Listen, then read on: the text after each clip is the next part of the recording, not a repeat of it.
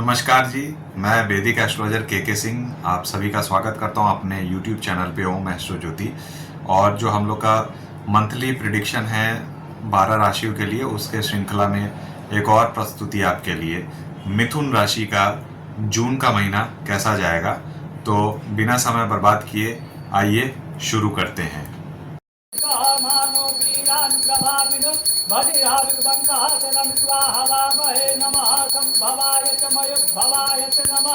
शंकराय च महेश्वराय च नमः शिवाय च शिवतराय च त्र्यंबकं यजामहे सुगंधिं पुष्टिवर्धनम् उर्वारुकमिव बन्धनात्। देखिए, मिथुन राशि के जो जातक हैं, आप ये कुंडली ज़रूर देख लीजिए। मिथुन राशि के जातक के लिए देखिए, सबसे पहला तो हम आपको प्लेसमेंट है जो जैसे ग्रह बैठे हैं वो बताते हैं 1 तारीख से। उसके बाद फिर 7 तारीख का एक अपडेट देंगे, क्योंकि 7 तारीख को भी गोचर है मंगल का और बुध का। और फिर 15 तारीख को भी एक अपडेट देंगे, क्योंकि 15 तारीख का जो गोचर है वो सूर्य का गोचर है। बाद बाकी तो अगर देखा जाए तो बृहस्पति, राहु, केतु और शनि ये स्थायी रूप से अभी आपके जिस भाव में है उसी भाव में बैठेंगे।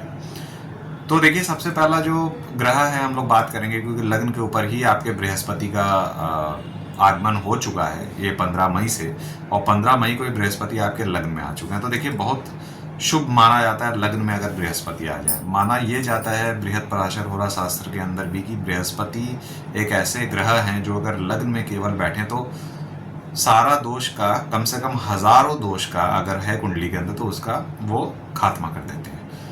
तो बृहस्पति का ये जो लग्न के ऊपर गोचर होना ये बहुत शुभ माना जाएगा, या चंद्रमा के ऊपर जो गोचर है ये बहुत शुभ माना जाएगा मिथुन राशि के जातक के लिए।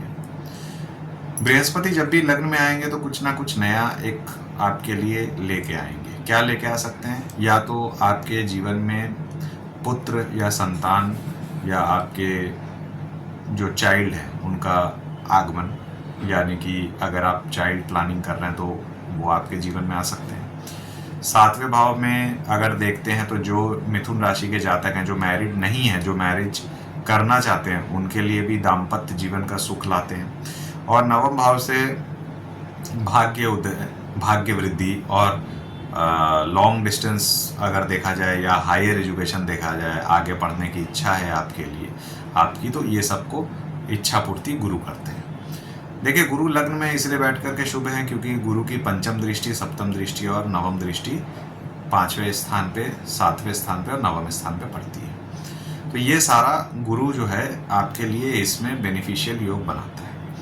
तो गुरु का गोचर बहुत अच्छा है, लेकिन एक बात है कि आपको एक लीडरशिप अब रोल लेना पड़ेगा, क्योंकि जो 9वें भाव के ऊपर गुरु की दृष्टि पड़ जाती है तो गुरु जो है वो पिता के भाग्य उदय कैसे होगा। देखिए, पिता के साय में जो आपने काम किया था अब वो आपको खुद करना होगा, अब वो आपको स्वयं करना होगा। तो गुरु इस हिसाब से लीडरशिप क्वालिटी डेवलप करते हैं। हो सकता है कि पिताजी आपको कहें कि अब हम रिटायरमेंट लेते हैं, अब आप अपना जीवन का कमान संभालो और आप फ्रंट पोजीशन पे आके लीड करो। तो देखिए, ये होता है जब भी गुरु लग्न में आएंगे तो कुछ ना कुछ ऐसा चेंज देगा।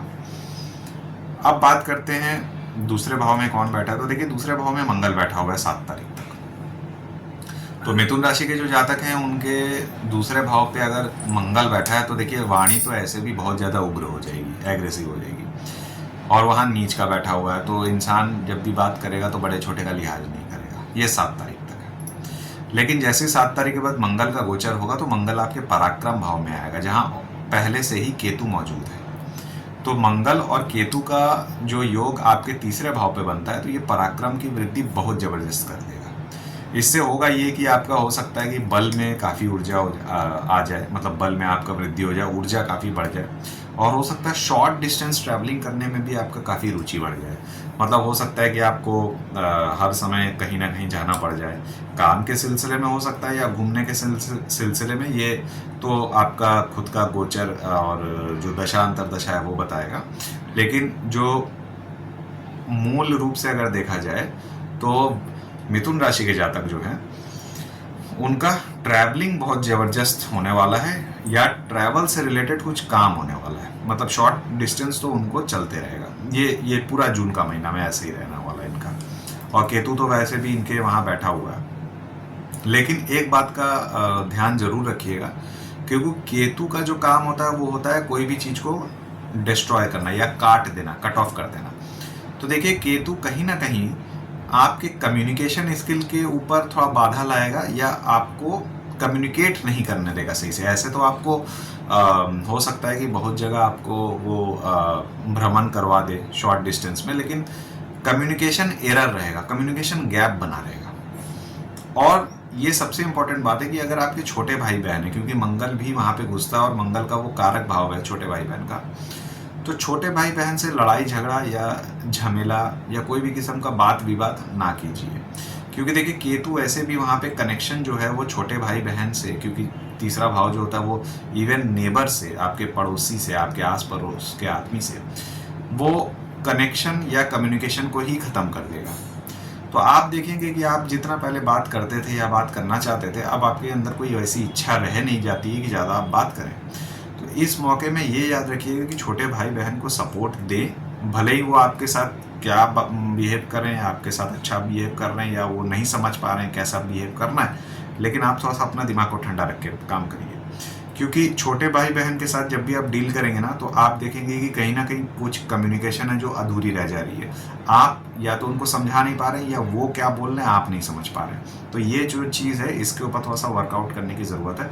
और मंगल अगर आएगा तीसरे भाव में तो दिमाग भी गर्म करेगा और हो सकता है कि छोटे भाई बहन के साथ कुछ ना कुछ विच्छेद या कुछ ना कुछ प्रॉब्लम हो। ओवरऑल ये मंगल का भी गोचर शुभ रहेगा, खराब नहीं रहेगा, क्योंकि अपने खुद के कारक भाव में आ रहा है और मंगल इतने दिन के नीच अवस्था छोड़ करके सिंह में जाएगा, ये बात है। अब इसके अलावा हम लोग फिर बात करेंगे नवम भाव पे राहु। तो देखिए नवम भाव पे राहु तो वैसे अभी 18 महीने रहने वाले हैं आपके, तो भाग्य में अब क्योंकि देखिए नवम भाव पे हैं राहु, तो राहु नवम भाव पे अच्छा काम करेंगे। लेकिन यहाँ पे एक शर्त आ जाता है कि नवमेश जो है वो क्या कर रहा है। तो नवम भाव का जो स्वामी है वो शनि है और शनि जो है वो दसम भाव में बैठे हैं मिथुन राशि के लिए। तो ये बहुत हद तक पॉसिबल हो जाता है आपके लाइफ के अंदर कि आपका काम से रिलेटेड आपका भाग्य उदय होगा या आप भाग्य उदय के चलते आपका जो कर्म है वो बढ़ जाएगा। यानी कि कर्म और धर्म ये दोनों जो अधिपति हैं ये एक ही बनने के कारण, क्योंकि देखिए जो कर्म के अधिपति हैं आपके कुंडली के हिसाब से, जो मिथुन लग्न के कुंडली के 10वें भाव के स्वामी गुरु हैं, वो लग्न में बैठे हैं और अपने नवम दृष्टि राहु के ऊपर पड़ती है गुरु की, और जो नवम भाव का स्वामी है वो शनि है, वो गुरु के घर में है। तो कहीं ना कहीं धर्म और कर्म अधिपति का योग बन जा रहा है। तो ये समय आपके लिए बहुत अच्छा है। तो मतलब जो भी काम आप करेंगे वो धर्म से युक्त होना चाहिए और कर्म आप कर रहे हैं तो वो धर्म को सपोर्ट करना चाहिए। ये आपको याद रखना है, आपको ग्रोथ मिल जाएगा अगर आप इस हिसाब से काम करते हैं। या ये भी देखा जा सकता है कि आप, जैसे मैंने बार बार बताया कि गुरु आपको हो सकता है कि पिता जो हैं आपके वो आपको लीड करने के लिए कहें, लेकिन ये ऐसा नहीं होना चाहिए कि आप पिताजी को ही फिर एकदम ये कर दिए, बात ही नहीं मान रहे उनका। लेकिन गाइडेंस ये होनी चाहिए, गाइडेंस आपको लेना होगा, ये एकदम स्पष्ट आप समझ के रखिए, ठीक है। बात करते हैं दसम भाव में शनि। तो दसम भाव में शनि कारक अवस्था में बैठा हुआ तो अच्छा करेगा, खराब नहीं करेगा। और वैसे भी जिस राशि में बैठा है शनि वो गुरु का राशि है, तो गुरु और शनि में न्यूट्रल है। तो देखिए, और वैसे भी शनि यहाँ पे 2.5 साल बैठने वाले हैं और शनि का गोचर के बारे में भी हमने काफ़ी बात किया है आप लोग के साथ। तो देखिए शनि का गोचर जो है आपके लिए फेवरेबल है, बहुत ख़राब नहीं, बहुत अच्छा नहीं। लेकिन यहाँ सबसे इम्पोर्टेंट बात है कि शनि दसम भाव में आपको एक ही जॉब में या एक ही रूटीन वर्क में आपको पारंगत कर देगा। लेकिन अगर एक ही आपका शर्त है कि आपको डिसिप्लिन्ड अप्रोच में काम करना है, मतलब आप हर दिन नया नया काम करेंगे और डिसिप्लिन से भटक जाएंगे तो फिर शनि नाराज़ हो जाएंगे। तो ये चीज़ आपको ध्यान रखना चाहिए। इसके अलावा अगर बात किया जाए तो 11वें घर में आपके शुक्र हैं, जो कि 12वें घर के भी स्वामी बनते हैं और साथ में आपके पंचम भाव के स्वामी भी बन जाते हैं। तो देखिए पंचम भाव का स्वामी 11वें भाव में आना तो शुभ है, क्योंकि वो अपने पंचम भाव की वृद्धि करेगा। लेकिन 12वें घर का स्वामी 11वें घर में जाना उतना शुभ नहीं माना जाएगा। तो यहाँ हो सकता है कि अननेसेसरी खर्चे आपके पास आ जाएं, या ये भी हो सकता है इस दौरान कि आप विदेश यात्रा करने लगे, विदेश भ्रमण करें, क्योंकि देखिए भ्रमण का तो आपका ऐसे भी थर्ड हाउस पूरा पूरी एक्टिवेटेड है। तो ये रहेगा आपका ओवरऑल कुंडली का। अब बात करते हैं कि जब 7 तारीख के बाद जब आपके लग्नेश यानी कि बुध लग्न के ऊपर आएंगे, और जब सूर्य भी लग्न के ऊपर आएंगे 15 तारीख को, तो क्या इफेक्ट होगा।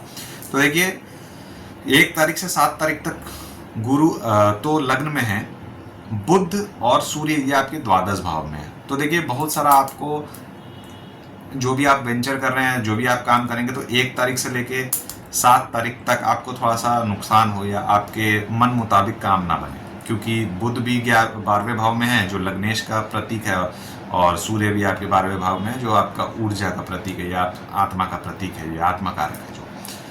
तो कहीं ना कहीं आपके बल नहीं मिलेगा या आपके शरीर कमजोर रहे ये 7 तारीख तक। लेकिन जैसे ही ये दोनों ग्रह लग्न में आ जाए, सबसे पहले तो 7 तारीख को जब लग्नेश लग्न में प्रवेश करें, और वो भी आपके नवमेश के साथ, नवमेश मतलब आपके यहाँ पे शनि हो जाते हैं, लेकिन गुरु के ऊपर जो कि आपके नवम भाव के कारक है, तो ये बहुत अच्छा समय बन जाएगा आपके लिए, क्योंकि अचानक से आप देखेंगे 7 तारीख के बाद से आप में एक नई ऊर्जा आ गई है, और वहाँ मंगल भी आपके तीसरे भाव पे आ जाएगा।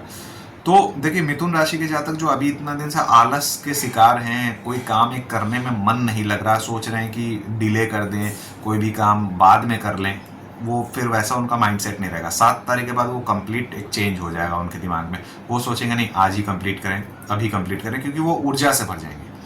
लग्नेश यानी कि लग्न का स्वामी जब भी लग्न में आएगा वो हमेशा अच्छा रिजल्ट करता है, ये सबको पता है। तो देखिए यहाँ पे लग्नेश जो है वो आपको बहुत मदद कर देंगे। तो लग्नेश का लग्न के ऊपर आना 7 तारीख के बाद, बुध का बुध के ऊपर आना भद्रा पंच महापुरुष राजयोग भी बनाता है, तो ये बहुत अच्छा समय है। और 15 तारीख को सूर्य भी जब लग्न में आ जाएंगे तो नाम यश कीर्ति ख्याति सब फैलेगा, सब अच्छा रहेगा। और बुधादित्य योग बनता है, क्योंकि मिथुन लग्न के कुंडली के हिसाब से बुधादित्य योग सच में अच्छा योग कारक है। अब बात करते हैं थोड़ा डबल ट्रांजिट के ऊपर कि डबल ट्रांजिट कहाँ पड़ा। तो देखिए बहुत ज़्यादा संभवता है कि 7वें भाव पे आपका डबल ट्रांजिट हुआ। तो मिथुन राशि के जातक जो शादी के एज में आ चुके हैं, यही समय है कि जब आप शादी कर सकते हैं। या बहुत जन देखेंगे जो मिथुन राशि के जातक है वो शादी इस पर्टिकुलर जून और ये जून के महीने में कर रहे होंगे, अगर वो ज्येष्ठ पुत्र नहीं होंगे। अगर वो सबसे बड़े पुत्र हैं तो फिर या पुत्री हैं तो वो अलग बात हो जाती है, क्योंकि ज्येष्ठ का महीना अभी 11 तारीख तक चल रहा है, 11 जून तक। और इसके अलावा अगर देखा जाए तो डबल ट्रांजिट यानी कि ट्रिपल ट्रांजिट आपके चलेगा सप्तम भाव पे। तो देखिए शादी या दाम्पत्य जीवन में तो बहुत अच्छा आपका ये समय रहने वाला है मिथुन राशि के जातक के लिए।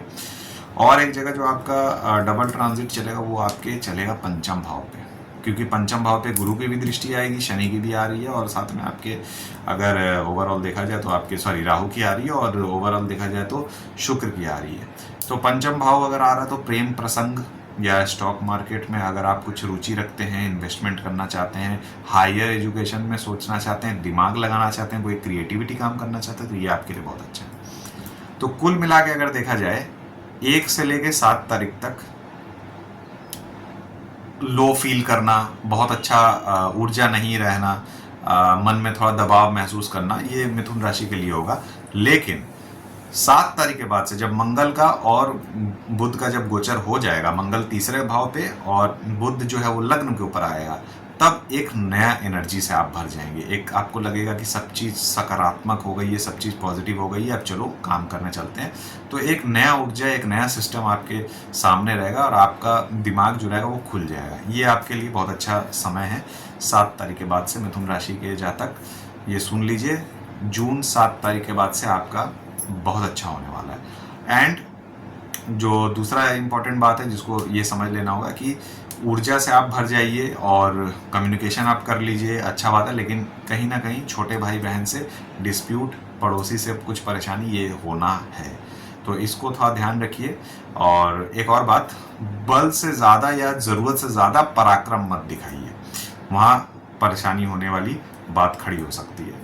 तो और 7वें भाव का जैसे डबल ट्रांजिट और पंचम भाव का डबल ट्रांजिट हमने समझाया, तो इससे भी आपको बहुत अच्छा योग बनता हुआ दिख रहा है।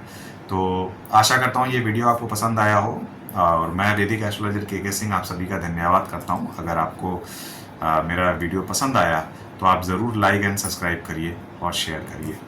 नमस्कार, जय श्री राम।